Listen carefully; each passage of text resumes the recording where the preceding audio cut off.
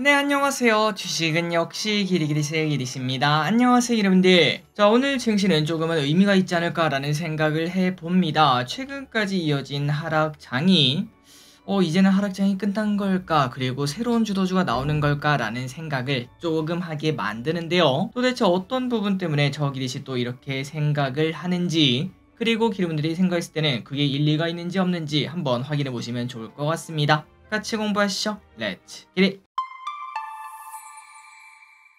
일단 들어가기 전에 한 가지 말씀드릴 게 있습니다. 이제 영상을 진행하다 보면은 저의 생각을 중간중간 말씀드린데, 하지만 이거는 그냥 단순히 저 기리시의 개인적인 생각일 뿐입니다. 그건 절대 정답이라고 말하기는 어려움이 있겠죠. 저랑 많이 같이 공부하신 기분들은 다 아실 거라고 생각합니다. 저 엄청 틀린다는 거. 그러다 보니 이러한 생각은 같이 투자하는 그냥 그룹원 아니면 뭐 직장 동료 그런 사람의 생각 정도로만 참고를 해 주시고 너무나 큰 의미 부여를 하지 않으셨으면 진심으로 감사하겠습니다. 결국 투자는 우리 직접 해야 된다고 말을 해볼 수 있겠죠. 어쨌든 제가 원하는 것 딱 하나밖에 없습니다. 저로 인해서 기르분들의 계좌가 0.1%라도 더 빨갛길 바라며 열심히 공부해보도록 할게요. 첫 번째 소식입니다. 테슬라 지금까지 하락은 잊어라. 전기차 그리고 2차전지 또 그리고 자율주행 요 세 가지가 다시 시작하는 신호탄이 될 수 있을까요? 테슬라의 실적 발표가 있었는데 그런데 내년 초부터 저가형 전기차를 생산한다. 이러한 이야기와 함께 기대감이 펑 터졌다고 합니다. 그래서 시간 내에서 테슬라는 무려 11% 이제 왼쪽에 보시면 더 많이 올랐네요. 13%나 오르는 모습을 나타냈다고 하고요. 그리고 또 이 와중에 하는 길이 전기차랑 2차전지는 알겠는데 자율주행은 또 뭐야 하고 봤더니 지금 현재 테슬라가 주요 자동차 업체 한 곳과 FSD 완전 자율주행 있죠.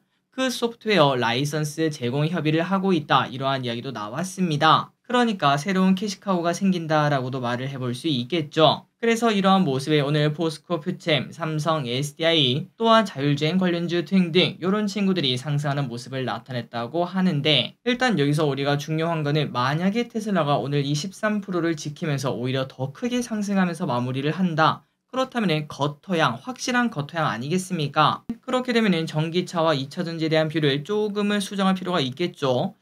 이제 슬슬 지금이 바로 저점이다 라고 말하긴 어렵지만 그래도 저점이 가까워질 수 있겠다라는 얘기를 해볼 수 있기 때문에 오늘 저녁 테슬라의 흐름을 잘 보고 지속적으로 이 부분은 확인해 보도록 하겠습니다. 그렇다면 테슬라는 그렇다 쳐도 2차전지가 바닥일까요? 아닐까요? 이 또한 당연히 정답은 없는 부분입니다. 오늘이 딱 저점입니다 라고 하기도 당연히 무리가 있고요. 혹시나 주변에 그렇게 말한 사람이 있다면은 대부분은 뭐 사기꾼에 좀 가깝거나 아니면 좀 자기 자신을 너무 믿는다거나 그렇게 말을 해볼 수 있겠죠. 하지만 저기를쓴 이렇게는 말을 할 수 있을 것 같습니다. 슬슬 고민했을 때 지금이 딱 2년 전 그때 반도체 정도의 위치가 아닐까라는 생각이 들더라고요. 2년 전에 삼성전자랑 하이닉스 완전 바닥에 굴러다녔죠. 아무도 안 사던 주식이었습니다. 그런데 어느덧 시간이 흘러 지금 보니까 그때 몇 월 며칠의 저점이었다 이런 거 전혀 상관없죠. 그냥 그때라도 살 걸, 아니다 작년이라도 살 걸, 이러한 얘기를 하고 있는 걸 확인할 수 있는데 그런 것처럼 개인적으로 물론 지금은 매우 중요합니다. 어디가 저점일까 이걸 찾는 행위가 매우 중요하겠지만 하지만 1년 뒤 그리고 2년 뒤에 보면은 어차피 언제 사든 상관이 없을 정도로 좀 좋은 흐름을 나타내주지 않을까라는 생각을 조금 하고 있어요. 그렇다면 어떤 부분 때문에 그런가 봤더니 일단은 포스코 퓨처인 같은 경우에는 월봉을 보셨을 때 고점 대비 50% 정도 조정을 받았습니다. 그렇다고 이 주식이 완전 끝난 주식인가? 그게 아니죠. 지속적으로 성장을 하고 있고 이때는 과열되었던 게 이제 충분히 잠잠해졌다라고 말을 해볼 수 있으며 그리고 중요한 거는 2차전지 계속 성장하는 섹터는 확실합니다. 물론 최근 들어 조금 성장이 꺾였다 이런 얘기는 나타나고 있지만 하지만 결국은 올 미래라는 거는 아마도 다들 동의를 하실 거라고 생각해요. 그래서 어느 정도는 과열이 없어진 상태라고 말을 해볼 수 있고 그리고 중요한 거는 2차전지라고 딱 하면은 기르분들 에코프로인가 라고 생각하실 수 있는데 에코프로 말고 개인적으로 아직도 에코프로 같은 경우는 조금 더 고평가되어 있다라고 생각을 하고 있습니다. 그러다 보니까 사람들이 2차전지에 대한 분위기가 더 안 좋은 것도 확인할 수 있는데 하지만 에코프로를 제외하고 다른 2차전지를 보면은 조금은 다른 이야기가 될 수 있다고 합니다. 다른 2차전지 뭐 대표적으로 삼성, SDI 같은 경우에는 연평균 10%가 넘는 성장을 해주는 기업인데 지금 내년 예상퍼가 11밖에 안 된다고 하죠. 이 정도면은 진짜 저평가다라는 이야기가 분명 나올 수도 있기 때문에 저평가된 2차 전지를 우리가 충분히 공부할 때가 되었겠구나. 그렇다고 지금 당장 풀매수하자 이런 의미는 아니지만 오늘 저녁 테슬라의 흐름을 좀 보고 거기서 만약에 겉토양 확실하게 터트려 준다면은 일단 정찰대 정도는 보낼 필요가 있지 않을까라고 생각을 해봤습니다. 그리고 그 안에서는 정말 많은 2차 전지 기업들이 있겠지만 일단 오늘 보니까 포스코 퓨챔, 그 다음에 삼성 SDI 요 두 개가 조금 핫하고 외국인 기관이 사랑하는 것 같더라고요. 어쨌든 지속성이 있을지 한번 지켜보도록 하고, 그리고 여기에 이어 자율주행 관련주가 새로운 테마주가 될 수 있을지도 조금은 볼 필요가 있겠습니다. 다음입니다. 그래도 여전히 대장은 반도체. 자, 아무리 지금 현재 뭐 2천지가 바닥이니 많이 그런 얘기를 해도 시장에서 더 핫한 섹터는 반도체라고 말을 해볼 수 있겠죠. 엔비디아가 마이너스 10%나 하락한 이후 월화 연속으로 급등하자 다시 또 반도체 투심이 살아나는 모습을 보였다고 합니다. 그리고 또 이 와중에 엔비디아에게는 적당한 호재도 있었다고 하는데요. 그 호재가 뭔가 미국에서 반도체 규제를 하는 중국이 제3자를 통해 엔비디아의 첨단 칩을 어떻게든 구하고 있다라는 이야기가 나오고 있습니다. 그러니까 우회하면서 불법적인 경로 뭐 그런 것들을 다 포함해서 엔비디아의 칩을 구할 정도로 그렇게 좋다라고 하니까 주가 상승의 트리거가 되었다고 말할 수 있겠죠. 그래서 반도체에 대한 걱정이 나오긴 했지만 그래도 필라델피아 반도체 등이 이틀 연속 상승했고 오늘 우리나라 반도체도 뜨거운 모습을 보여줬습니다. 자, 최근 들어 우리나라 특히 삼성전자 같은 경우에는 많은 조정을 거쳤는데 다시 또 쭉쭉쭉 올라갈 수 있을지 아니면은 조금 쉬어가는 시간을 가졌다가 지금부터는 오른쪽으로 슬금슬금 기어가다가 올 여름쯤 다시 쭉 올라가는 모습이 나타날지 등등 여러가지 가능성을 생각하며 투자 계획을 짤 필요가 있겠습니다. 다음입니다. 경기 둔화 가능성이 어제 미국 증시가 좋았던 이유는 경기 둔화 가능성이 나왔기 때문이라고 하죠. 야, 이게 도대체 뭔 소리인가? 아마도 이제는 다 아실 거로 생각합니다. 금리 인상 가능성이 나오면서 증시가 조금 하락했었는데 하지만 이 와중에 둔화 가능성이 나오니까 금리 인하하겠네 이렇게 말을 하면서 증시가 좋았다는 거겠죠. 그렇다면 어제 공개된 지표가 뭔가 바로 제조업 PMI인데요. 49.9가 나왔는데 50을 밑돌면은 제조업 경기가 위축될 수 있다는 의미가 되다 보니 증시는 환호를 했다고 합니다. 그리고 실제로 오는 7월에 금리 인하를 할 것이다 이렇게 생각하는 가능성이 하루 만에 5%가 늘어 47%까지 증가했다고 합니다. 그러니까 사람들은 지표 하나하나에 야 금리 인상 하겠다 아니다 금리 인상 안 하겠다 이러한 얘기를 하고 있다고 볼 수 있는데 그렇다면 이번 주에 발표되는 미국의 GDP 그리고 PCE 이 두 개 지표가 각각 목금 이렇게 발표되거든요. 여기에 따라 증시가 또 출렁거리겠구나라는 것도 같이 얘기해 볼 수 있겠습니다. 이번 주까지는 조금 증시가 변동성이 커질 수도 있겠습니다. 다음입니다. 그렇다면 원전은 어때요? 원전에 대한 관심이 늘어나고 있다고 합니다. AI 발전으로 인해 전력이 문제라고 하니 원전에 대한 관심이 자연히 늘어날 수밖에 없다는 건데요. 그리고 최근 들어 원자력 ETF가 고공행진하는 것도 관심의 이유 중 하나라고 합니다. 다만 여기에는 뭔가 함정이 좀 숨겨져 있긴 합니다. 아시는 분들은 아시겠지만 원전 ETF에는 대부분 HD 현대일렉, LS 일렉트릭 요런 친구들이 포함되어 있기 때문에 사실 최근 들어 이 원자력 ETF가 올랐다는 게 원자력 때문에 올랐다라고 말하긴 어려움이 있겠죠. 사실상 전력 설비 ETF 아니냐라는 얘기까지도 해볼 수 있을 것 같은데 하지만 분위기는 확실히 좋다고 합니다. 미국과 유럽에서는 늘어나는 전력량을 빠르게 대체하기 위해서 원자력으로 대체하려는 모습을 나타내고 있고요. 실제로 프랑스에서는 이미 원전 6개를 건설하고 있으며 그리고 오는 6월에는 8개를 더 새로 짓는 걸 발표할 예정이라고 합니다.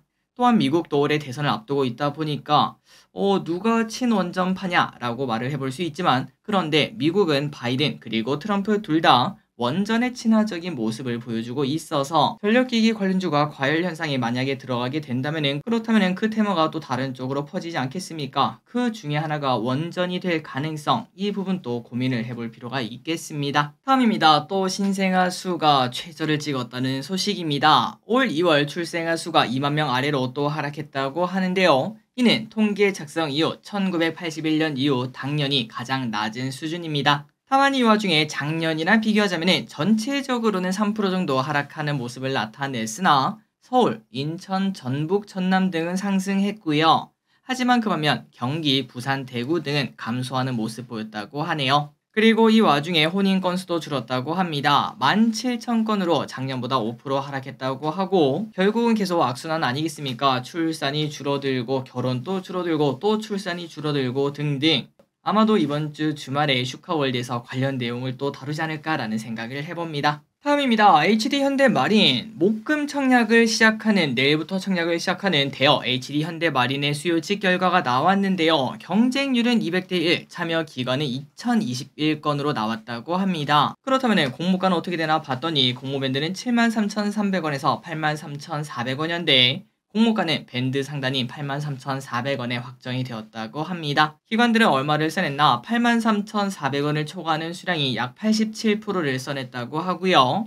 83,400원은 12%다 보니까 사실 99%의 기관은 83,400원보다 더 좋은 가치를 갖고 있다. 여기에 베팅했다라고 말을 해볼 수 있겠죠. 게다가 의무 확약도 높습니다. 무려 45%나 나오며 충분히 흥행 가능성이 높아졌다라고 말을 해볼 수 있겠습니다. 자, 그래서 HD현대마린 받기만 하면 대박이겠죠. 아마도 한 주 정도는 다 받을 수 있을 것 같긴 한데 최소 청약 금액은 10주 기준 41만 7천원이며 KB, 신한, 하나, 대신, 삼성증권에서 청약이 가능하다고 합니다. 여러분들 전부 다 한 주 이상 받기를 진심으로 바라고 작년에 DS 단석 같은 경우에 매우 좋은 흐름을 나타내지 않았겠습니까? 요 친구도 그런 식으로 좀 대박을 터뜨려줄지 한번 기대해보도록 하겠습니다. 일단 무조건 청약하시기 바래요.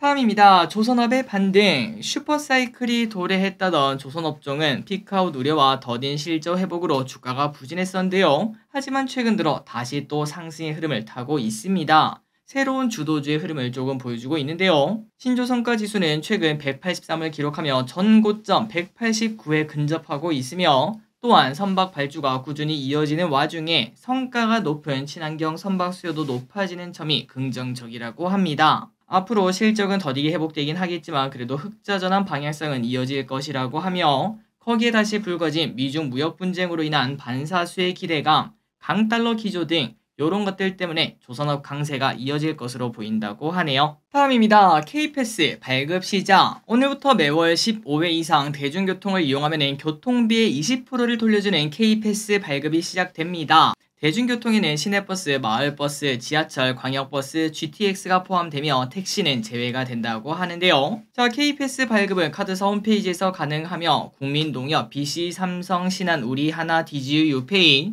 그리고 이동의 즐거움 등 10개 카드사를 통해 발급이 가능하다고 합니다.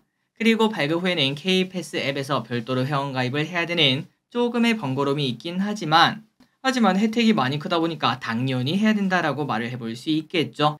그리고 K패스 말고 기후동행카드라는 것도 있는데요. 월 77,500원 이상 내가 교통비로 사용을 한다면은 그때는 기후동행카드가 더 유리하다고 하니까 이 부분도 참고하시면서 발급받으시면 될 것 같습니다. 다음입니다. 넷마블 아스달 연대기 오늘 8시 시작. 넷마블의 대형 신작 중 하나인 아스달 연대기가 오늘 오후 8시 한국, 대만, 홍콩, 마카오 등에서 출시된다고 합니다. 드라마를 원작으로 한 MMORPG로 퀘스트와 보상을 받는 모험에 명소나 건축물을 건설하는 재미를 담았다고 하는데요. 사전 다운로드를 시작하고 한국, 대만 지역 앱마켓 무료 게임 인기 순위 상위권에 이름을 올리는 등 기대감이 현재 나오고 있다고 합니다. 자, 그래서인지 아니면 오늘 그냥 증시가 좋아서인지 모르겠지만 주가도 빨간불을 조금 켰는데 다만 급등하는 모습은 아니다 보니까 오늘 저녁 게임 평가에 따라서 좀 주가가 내일 갈리지 않을까. 그리고 좀 아쉬운 거는 보통은 대부분은 게임 출시하면 주가는 하락하는 모습을 나타내거든요. 넷마블은 어떻게 될지 한번 내일 보도록 하겠습니다.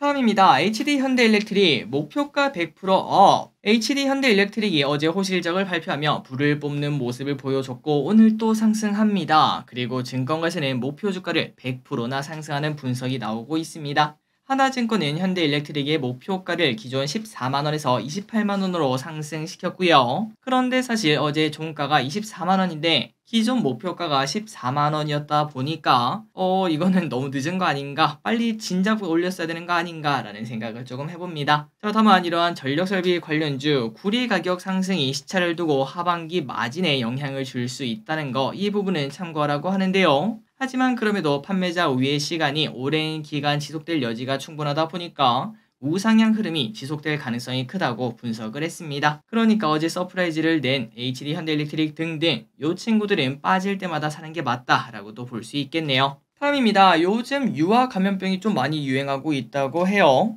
코로나를 겪으면서 줄어들었던 감염병이 이제 다시 유행하는 모습인데요. 특히 유아들이 취약한 백일에, 성홍열, 홍역 등이 다시 유행하고 있다고 합니다. 백일해 같은 경우는 2018년에 21명, 그 이후에는 0명에서 4명밖에 안 됐지만 올해는 벌써 38명이나 된다고 하고요. 성홍열도 최근 30명대를 유지하다가 올해는 벌써 259명으로 확실하게 늘어난 모습을 나타내고 있습니다. 마지막으로 홍역 같은 경우도 매년 0명 아니면 1명이었지만 올해는 벌써 3명이나 확인되는 등 확실히 유아 감염병이 유행하고 있다는 소식. 자, 그런데 이런 것들은 모두 공통점이 있습니다. 바로 호흡기를 통해 전파되다 보니까 혹시나 어린 아이들과 함께 지내신다면 조금은 조심할 필요가 있어 보입니다. 다음입니다. 최악의 실패자. 애플에서 아이폰 15 시리즈와 함께 선보인 친환경 폰 케이스가 최악의 실패작이라고 불리며 욕을 먹고 있다고 합니다. 왼쪽에 보이는 바로 이 제품인데 8만원이라는 비싼 가격임에도 너무나 쉽게 긁히고 자국이 남아서 평가가 안 좋다고 하네요. 그래서 블룸버그는 이에 대해 올해 최대 망작이라고 표현한 바 있고 애플을 좋아하는 전문 블로거들조차 최악의 액세서리다 이렇게 비난한 바 있었는데 결국 애플 생산을 중단할 것으로 보인다고 합니다. 아무리 친환경 감성이라고 해도 그래도 품질이 나쁘면 사용하지 않는다고 합니다. 마지막 소식입니다. KUAM 그랜드 챌린지 1단계 실증. KUAM 원팀 컨소시엄이 국내 UAM 상용화를 위한 첫 실증 사업에 성공했다고 합니다. 이 사업은 25년까지 UAM 상용화를 목표로 기체 안정성 검증, 운용 개념 및 기술 기준 등을 마련하기 위해 민간 합동으로 진행되는 실증 사업인데요. 현대차, 인천국제공항공사, KT, 현대건설, 대한항공 등이 1단계에 참여해 기체운항, 교통관리, 버티포트에 대한 검증을 완료를 했다고 합니다. 자, 그래서 앞으로 UAM 쪽에서 더 박차를 가한다고 하는데 언젠가는 빠르면 올해 말쯤이 될 수도 있겠네요. UAM 관련주가 급등하는 날이 분명 올 거라고 저는 생각하고 있습니다. 그때를 대비해서 또 미리 공부해보도록 할게요. 자, 오늘의 공부 여기까지 끝났습니다. 항상 이렇게 같이 공부해서 진심으로 감사합니다. 지금까지 기리셨습니다. 빠이요.